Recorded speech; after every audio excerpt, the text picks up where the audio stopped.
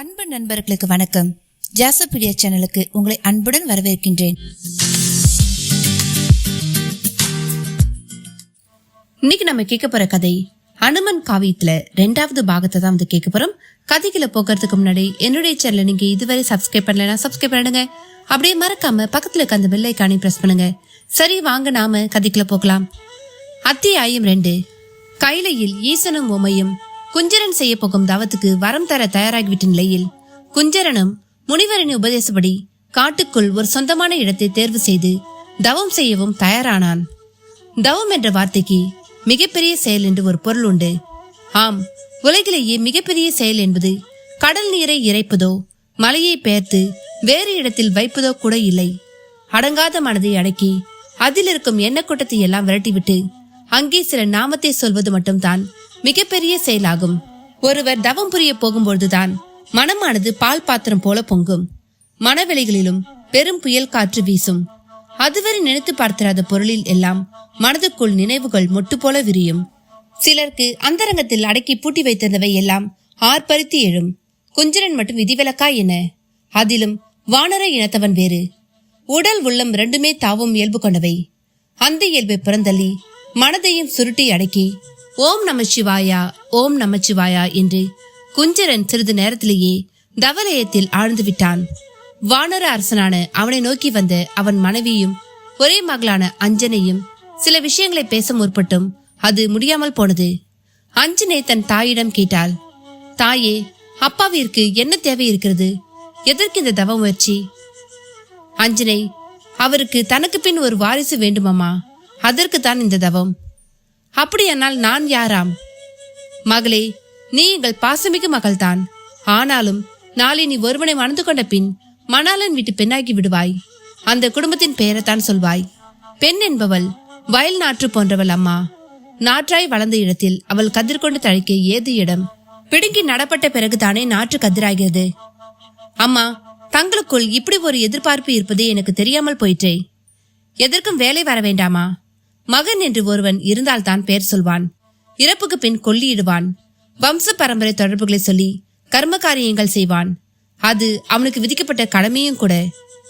தாயே, அந்த கடமையை பெண்கள் செய்யக்கூடாதா? இது என்ன அநீதி? அவசரப்படுகிறாய் அஞ்சனை. இது அநீதி அல்ல, இதுவே சரியான நீதி. பெண்ணின் கடமை என்பது அவள் உடல் கூரை அடித்தளமாக கொண்டு பிள்ளை பெறுவது, சீராட்டி வளர்ப்பது, கணவனின் நலன்களுக்கு உறுதுணையாக நிற்பது என்று பிரிக்கப்பட்டிருக்கிறது. இல்லையம்மா, நீ இப்படி பாகுபடுத்தி பேசக்கூடாது. ஒரு ஆணின் எல்லா செயலையும் நானும் செய்வேன். இந்த வனத்திலே நமது இனத்து வானரன் ஒருவனை அழைத்து என்னோடு போட்டி போடவை. அவனை நான் எல்லா விதத்திலும் வென்று காட்டுகிறேன். அஞ்சனை, நீ இப்பொழுது இருக்கும் இளம் வயதுக்கே உண்டான தினவுடன் பேசுகிறாய். உன் தந்தையும் உன்னை ஆண் வாரிசு இல்லாத காரணத்தால் ஆண் பிள்ளை போலவே வளர்த்து விட்டார். ஆனால் ஒரு பிள்ளை பெற்ற பிறகே மனதின் பாசக்கேணி ஊறத் தொடங்கும். அப்பொழுது நீ ஆண் பிள்ளை போல் துள்ளித்திருந்தது எண்ணி வெட்கப்படுவாய், வேதனையும் கொள்வாய். இப்படி தாயும் மகளும் பேசிக்கொண்ட எதுவும் குஞ்சரனை சலனப்படுத்தவில்லை. கடுந்தவம் புரியும் மகரிஷிகள் பட்டியலில் மெல்ல சென்று சேரத் தொடங்கினான்.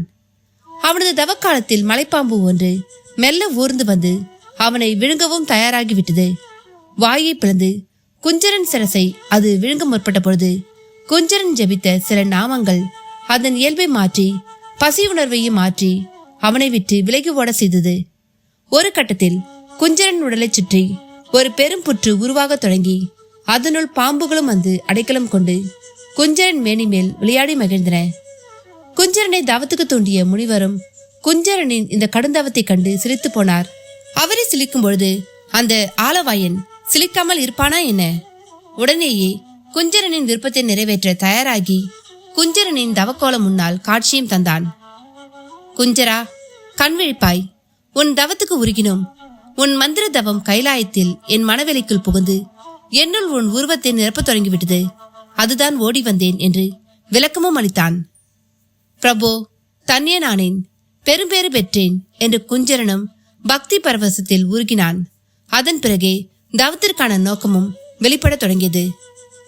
வானரராஜனே, எது குறித்து இத்தனை நெடிய தவம்?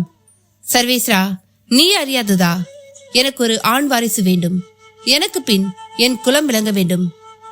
ஒரு வாரிசுக்காகத்தான் இத்தனை நெடிய தவமா? ஆம் இறைவா, என் குறை தீர்த்து அருள வேண்டும்.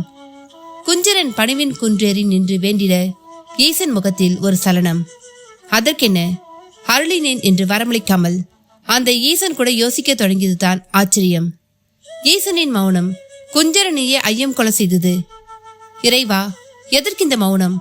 போனங்கள் அவ்வளவையும் படைத்து அதில் எறும்பு துரும்பிலிருந்து என் போன்ற வானர இனம் வரை பார்த்து பார்த்து படைத்து அவ்வளவையும் ஒரு விழி அசைவாளியை இயக்கி கல்லுக்குள் இருக்கும் தேரைக்கும் உணவு கிட்டும்படி செய்து கருணாமூர்த்தியாக திகழும் தாங்களா நான் கேட்ட வரத்தை அளிக்காமல் சிந்தித்தபடி இருப்பது? குஞ்சரன் இறைவனை விளங்கிக் கொண்ட விதத்தையும் முன்வைத்து கேட்கவும் ஈசன் முகத்தில் மேலும் சலனம். இறைவா, தங்கள் முகத்திலா சலனம்? ஆம் குஞ்சரா, நீ கேட்ட வார்த்தை தரும் நிலையில் நான் இல்லாமல் போய்விட்டேனே என்பதால் தான் இந்த சலனம். இறைவா, தாங்களா இப்படி கூறுவது? தங்களால் தர இயலாத ஒன்றும் உண்டா என்ன? அதற்கு பெயர்தான் விதி குஞ்சரா. விதியா? ஆம், விதியேதான். இந்த பவுனம் முழுவதும் ஒரு விதிக்கு உட்பட்டுத்தானே இயங்குகிறது. தங்கள் பதில் எனக்கு விளங்கவில்லை. தண்ணீர் என்றால் தாகம் தீர்க்க வேண்டும், நெருப்பென்றால் சுட்டாக வேண்டும், காற்று எனில் வீசி திரிய வேண்டும், நிலம் எனில் தாங்கிட வேண்டும், வெளியாகிய ஆகாயமும் இவற்றுக்கிடம் தந்து இலங்கிட வேண்டும். இந்த நியதியைத்தான் விதி என்றேன். இதற்கும் எனது விதிக்கும் என்ன சம்பந்தம் இறைவா? நிறைவே உண்டு. இவை எப்படி மாறா தன்மை கொண்டனவோ அதுபோலவே நாம் புரிய வினைகளும் அதற்கான விளைவுகளும் கூட மாறாதவையே.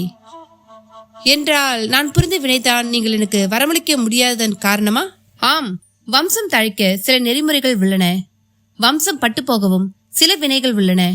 உன் பூர்வ ஜென்மங்களில் நீ அதுபோல செய்த வினைகள் தான் உனக்கு வம்சம் தழைக்க ஆன்மாகு போக காரணம். அந்த வினைகளை தங்கள் கருணையில் மாற்ற முடியாதா? விஷம் என்றால் அது உயிரின் இயக்க கதியை செயலற்று போக வைக்க வேண்டும். அமுதம் என்றால் அது செயலாற்றிக் கொண்டே இருக்க வேண்டும். பார்க்கடலை கடந்ததால் கிட்டிய விஷமானது எனது கண்டத்திலே தேங்கிவிட்டது. அது என் இதயத்தை கடந்து வயிற்றுக்குள் சென்றால் எனது செயல்பாடு நின்று போகும் என்பதால் தான் உமாதேவி அதை என் கண்டத்திலே நிற்கும்படி தடுத்தாள். அதனால தான் இன்று நான் நீலக்கண்டனாய் உன்முன் நிற்கிறேன். ஒரு தச்சன் உலையில் ஊசி ஒன்றை உருவாக்குகிறான். தைப்பதற்காக செய்யப்படும் அக்கருவி அத்தச்சன் தான் படைப்பாளி என்பதற்காக அவனை தைக்காமல் போகுமா? புரிகிறது இறைவா. என்றால் என் தவத்தின் நோக்கம் பாழ்தானா? அப்படி எண்ணாதே. உனக்கு ஆண்மகனை தரத்தான் விதி இல்லை, ஆனால் உன் மகளுக்கு தருகிறேன். அதுவும் இந்த புவனம் 14 போற்றி துதிக்கும் விதத்தில். அஞ்சனிக்கா? ஆம், அவளது விதியில் அதற்கிடம் இருக்கிறது. ஒரு ஆண் பிள்ளை போல் தெரியும் அவளுக்கு ஒரு மணவாளன் கிடைப்பதே என் வரையில் பெரிய விஷயம். அப்படி இருக்க அவளுக்கு ஒரு பிள்ளையா? கவலைப்படாதே, உரிய மணவாளன் அவளை தேடி வருவான். ஆண் பிள்ளை போல் தெரியும் அவளையும் வெட்கமாட்கொள்ளும். அவளை அப்படி ஒரு உணர்வுக்குள் ஒரு வீர புருஷன் விட வைப்பான். எனது அருள் பெற்ற அவன் அஞ்சனைக்குள் பெண்மென் நெருப்பை மூட்டுவான். அதனுள் வேறெங்கும் இல்லாதபடி ஐவகை சிறப்புகளுடன் உன் குறை தெரிந்திர ஒரு பிள்ளை பிறக்கும். அஞ்சனேய நேயன் அவன் ஆஞ்சநேயன் என்றும் அழைக்கப்படுவான். ஈசன் வரமளித்த கையோடு மறைந்து போக குஞ்சரனும் பூர்ண திருப்தியுடன் அந்த வனத்திலிருந்து தனது மனை நோக்கி செல்ல தொடங்கினான். ஈசன் அளித்த வரம் செயல்பட தொடங்கியது.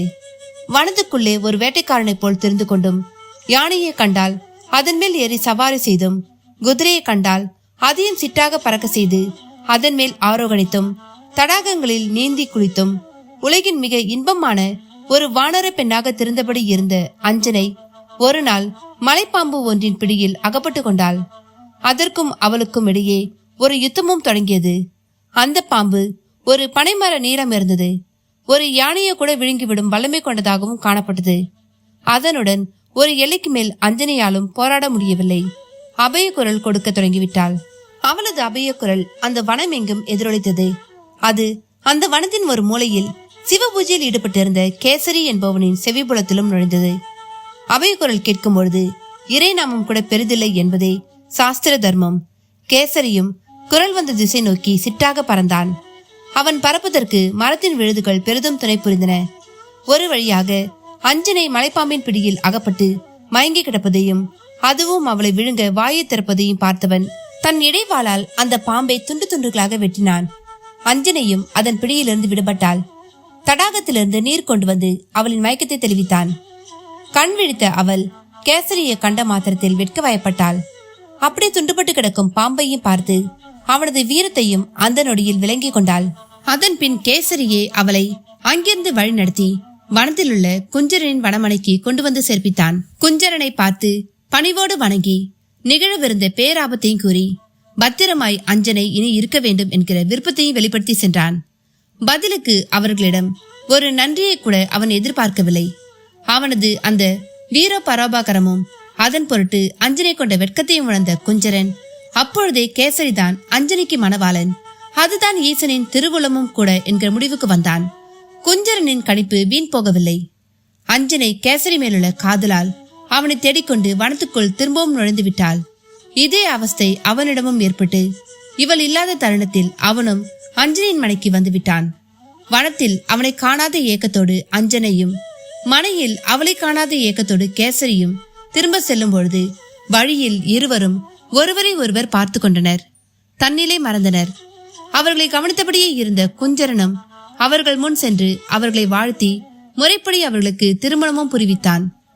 ஈசனின் திருவுள்ளபடியே ஒரு ஆண் பிள்ளை போல திருந்த அஞ்சனை நல்ல பெண்களுக்கே உண்டான லட்சணம் கொண்டு கேசரியுடன் கருத்தொருமித்த இல்வாழ்க்கையை தொடங்கினாள். இனி என்ன, அவளது வயிற்றில் ஒரு ஆண் மகனாய் அனுமன் வந்து பிறக்க வேண்டும். ஆனால் அதற்கான எந்த ஒரு அறிகுறிகளும் இன்றி அஞ்சனையும் குஞ்சரன் போல் ஆனதுதான் ஆச்சரியம்.